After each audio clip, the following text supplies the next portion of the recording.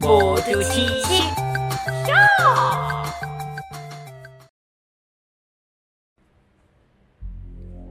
대한민국 역사엔 3대 대첩이 있었습니다. 을지문덕의 살수대첩과 강감찬의 귀주대첩, 그리고 이순신의 한산도대첩, 이렇게 말이지요. 오늘은 이 중에서 전세계 전쟁사에서도 전례가 없는 정교한 포위 선멸전으로 승리한 이순신 장군의 한산도 대첩에 대해 알아볼까 합니다. 먼저 당시의 정세를 살펴봅시다. 조선은 200년간 전쟁 없이 평화로운 시대였고, 내부에선 주변국을 돌아볼 겨를 없이 당파 싸움으로 갈등과 권력 싸움이 한창이었습니다. 반면 옆나라 일본은 100년 넘게 전국시대가 지속되며 내전을 치렀는데요. 이 모든 내란을 수습하고 통일하며 정상의 자리에선 인물이 등장하게 되었는데, 그의 이름은 도요토미 히데요시였습니다. 밑바닥부터 시작해서 정점의 자리에까지 오른 야심가. 도요토미 히데요시는 그간 전쟁으로 단련된 막강한 군대를 갖게 되었고, 이제 막 통일이 된 군벌들의 내부 불만을 다른 데로 돌리기 위해 명나라 침공을 계획합니다. 바다보단 육지로 들어가는 게 더 편하고 빠르기 때문에 이런 교두보 확보를 위해 먼저 조선을 침공하고자 하기에 이르는 것이지요.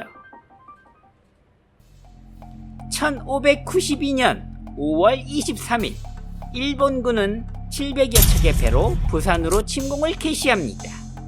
이후 7년이나 지속된 임진왜란의 시작이었습니다.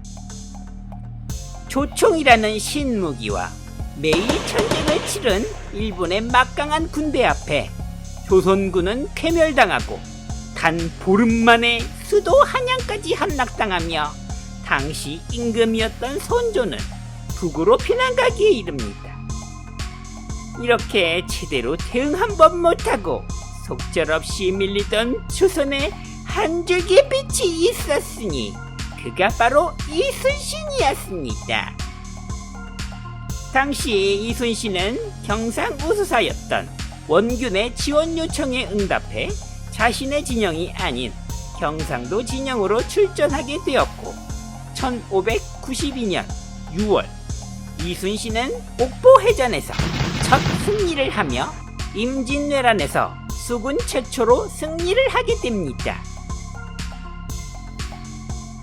임진왜란이 일어나기 1년 전, 이순신은 전라 좌수사로 임명되었으며 일본의 정세가 심상치 않음을 감지하고 미리 전쟁을 준비했습니다.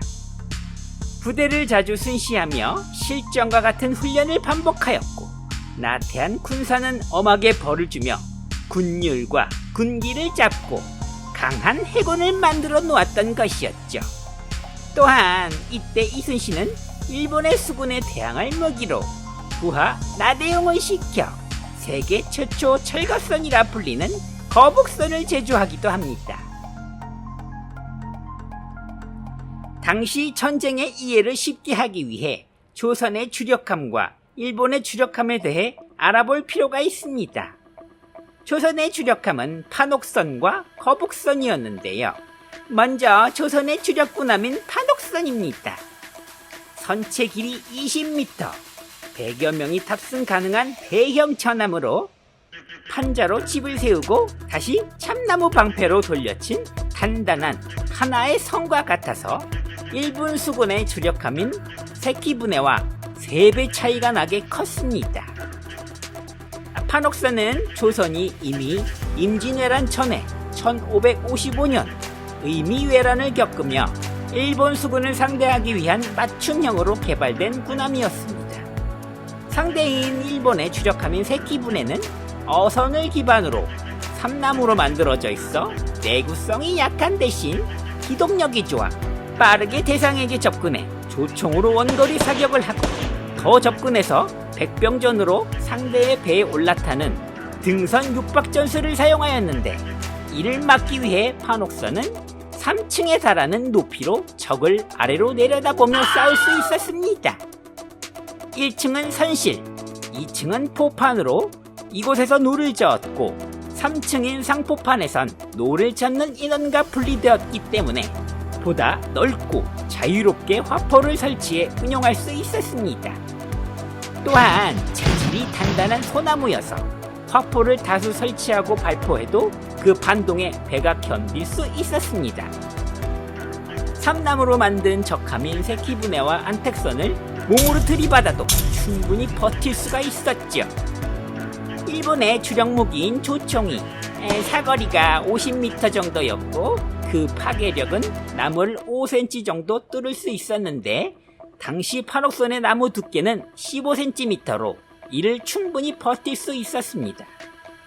거기에 조선 수군의 주력인 화포의 사정거리는 약 1km. 일본 수군과 어마어마한 거리부터 먼저 실컷 두드리고 때리고 시작할 수 있었습니다. 물론 당시 기술로 1km 떨어져서 적을 명중시키긴 힘들었겠지만, 사거리의 우위가 높은 것은 사실인 것이죠. 일본 수군인 세키부네가 포격을 뚫고 겨우겨우 접근한다 한들, 조총으로는 판옥선의 장갑을 뚫을 수 없고, 백병전으로 올라타기에도 판옥선의 높이는 너무 높았죠. 다음은 절대로 빠질 수 없죠. 북카이센! 일본이 두려움에 떨며 거북선을 부르던 말입니다.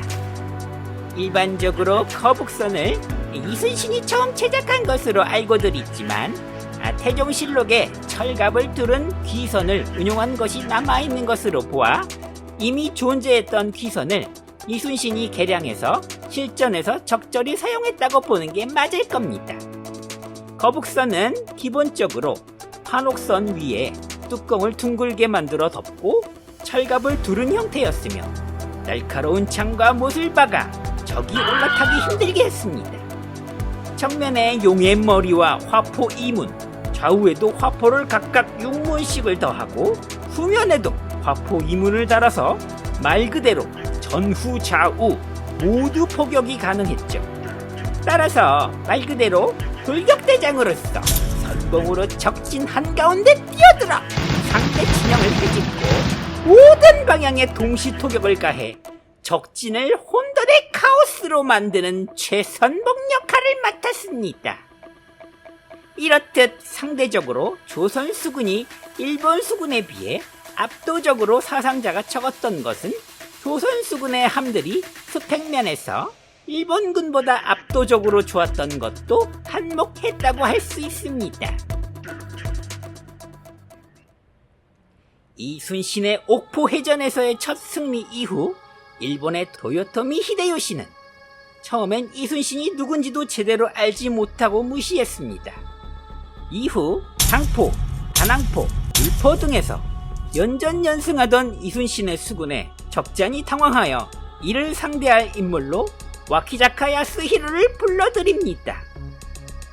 임진왜란 초기 용인전투에서 40배 이상이나 되는 조선군을 격파한 패배를 모르는 남자 와키자카 야스히로. 그가 이끄는 73척의 일본 군함과 구키 요시타카가 이끄는 40척까지 총 133척의 수군을 거제도 부근에 집결시켰고, 이 일대는 전운에 휩싸이게 됩니다.